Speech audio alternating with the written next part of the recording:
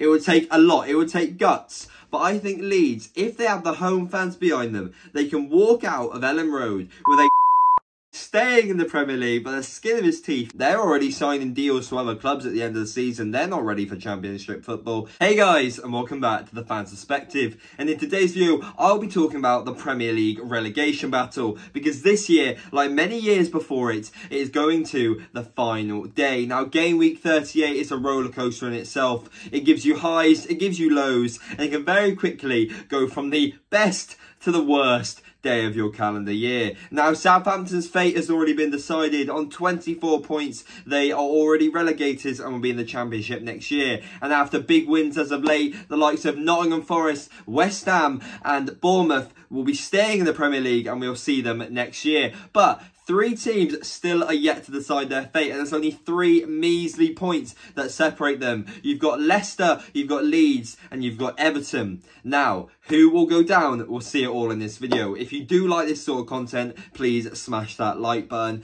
Please subscribe to the channel and hit that notification bell so you know when the video goes live. We're only just about 100 subs away from 4K, and we're trying to hit that as fast as possible. And yeah, without further ado, guys, let's get into it. Just once again to clarify, I'm recording this video on Monday, so still a few hours away from Leicester's clash at Newcastle away, but realistically, I can only see this tie going one way because, well, Newcastle have one of the best defensive records in not only the league but in Europe, and I think it could be the best depending on what Manchester City's is. And as well as this, I may have missed one or two, but I've checked it a few times. I think they've only lost to their European competitors this season. So obviously, they had the embarrassment against Ollie Watkins at Villa Park where they lost 3-0 to Villa. You've then got the clashes against Manchester City, Liverpool and Arsenal. And as well as this, I am expecting a high-scoring game because even though Leicester have lost a lot of games, they do usually turn on the Jets and get a few goals late on to almost flatter the scores. But because of Newcastle's track records of 6-1s against Tottenham, you got 5-1s against West Ham, you've got a plethora of 4-0 and 4-1s. I can see this game high-scoring but ending 4-2 to Newcastle, which would make the table look like this. I just don't think Leicester have enough in the Jets, to be honest. I know I keep bringing this up in a range of different videos, but that performance against Liverpool could be one of the most, if I was a Leicester fan, heartbreaking performances I've ever watched. It's just the most lackluster. They weren't even running. Maybe Jamie Vardy and Maddison, you could tell they had heart. They could tell they were professionals and they want to stay in the big leagues. But a lot of their team, well, you got to think of Tielemans and well, a few others like Southampton. They're already signing deals to other clubs at the end of the season. They're not ready for Championship football. So yeah, as we move on to the final day of the season, this is what the table looks like. Leeds have Tottenham Hotspur, Leicester have West Ham United, and Bournemouth are against Everton. And this is how I think the games are going to go down. Well, we started with Leicester, so we might as well continue. Obviously, Leicester have got a home game against West Ham to end the season. I actually did go to the return leg, the other fixture with Owen, and wow, how times have changed. This was the last game that I went to before the World Cup. James Maddison was worried about his England spot. Well, we all know how that went, didn't we? I believe he did score. Leicester came out victorious with a 2-0 victory, and the show times have changed. The Leicester fans were showing solidarity with Brendan Rodgers. Well, it's pretty clear they don't have Brendan anymore. That ship has, well, figuratively and literally sailed. And, well, the form that they're in is terrible. West Ham, they picked up some decent big victories as of late. Obviously, the 3-1 victory only a few days ago, as well as the victory in Europe to send them into a Conference League final. Just quickly, would you say that the Conference League is a major European honour? Because I think, you know, as I said in the last video, it's something that you don't really want to be in, but if you win it, you'll be excited about it and you take it as a victory. Like, well, Tottenham didn't do it. Tottenham bottled it. So, yeah, like I said, Leicester obviously picked up the win under Rodgers, but with this West Ham side and the form they're in, they might rest some players, obviously focusing on the European final, but I just don't think Leicester's got enough in them. I can see the most Leicester will get is a draw, and personally, I'm going to say a 2-1 West Ham win, Mikel Antonio getting on the score sheet.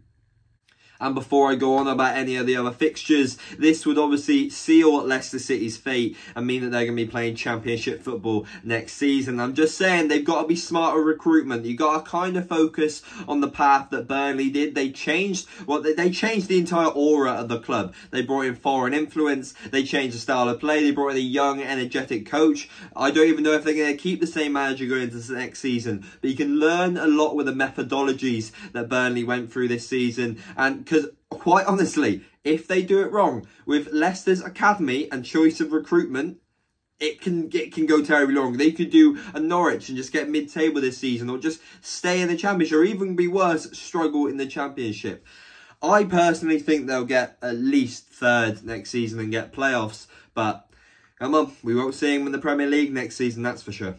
Next up, you've got Leeds as they face their opponents, Tottenham Hotspur. Now, earlier on in the campaign, these two sides produced arguably the game of the season as Tottenham walked out victorious 4-3. Now, despite the result not going in Leeds' favour, it was an excellent performance, and if they were to do something similar in this upcoming match, it could really be the difference between them staying up and crashing down into the Championship. Now, I'm not saying it's a walk in the park, because Tottenham are a team are fighting for Europe, but they are in no way, shape or form in great form, and I believe they have won 1 out of their last 5 games, which is why I believe it would take a lot, it would take guts. But I think Leeds, if they have the home fans behind them, they can walk out of Ellen Road with a 2-1 victory. Harry Kane getting his final goal for Tottenham. It could be his final game. There is very, very many rumours that it is on the move.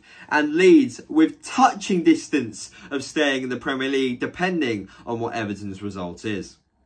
So it all goes down to this. Leeds have played, Leicester have played, Leicester and Southampton are down. Leeds are currently 1 point ahead of Everton in this scenario. Everton need a draw to stay up just on goal difference. A loss would send them down. Who is going to go? Is it going to be Leeds? Is it going to be Everton? Well, first, we have Everton and Bournemouth playing each other. In the last 4 times that these two clubs have faced, Bournemouth have come out on top. 4 wins in a row. They've scored 13 and only conceded 3, including an embarrassing week for Frank Lampard, who currently manages Chelsea, where in the space of 4 days, he lost to Bournemouth twice, conceding 7 goals. But in my eyes, it's going to be a Sean Dyche masterclass. Everton are going to go down early and they're going to think, with the Leeds goal going ahead, they think we're down. It's all hope is lost.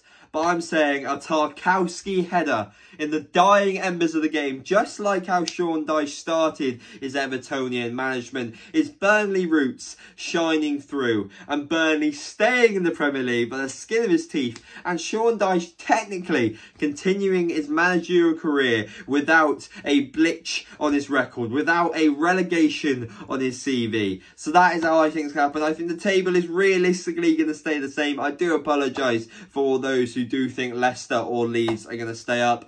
But I just think Everton, they have a strong coach, they have a strong squad, and that win against Brighton, just to think, a 5-1 win against Brighton and a 99th minute Yerry Mina header could be enough to keep Everton in the Premier League. It's an absolute madness.